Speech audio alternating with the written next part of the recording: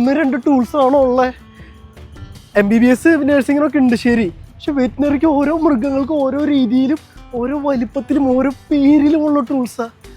ഞങ്ങളുടെ കഷ്ടപ്പാട് ആരോട് പറയാൻ. ഇതിന് എളുപ്പമുള്ള പേരാണെങ്കിൽ ഉണ്ട്, ഇത് മറ്റേ പറയണില്ല.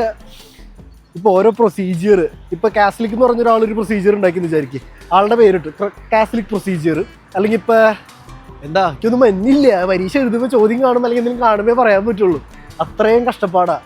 അല്ലെങ്കിൽ ഇപ്പോൾ പഠിക്കണതോ പലതിനെ റിലേറ്റ് ചെയ്ത് പല കുനിഷ്ടും ഒക്കെയും കൂടി ആലോചിച്ച് കൂട്ടിയിട്ടാണ് ഓരോ വാക്കുകൾ തന്നെ പഠിക്കുന്നത്. അത്രയും കഷ്ടപ്പാടാണ്.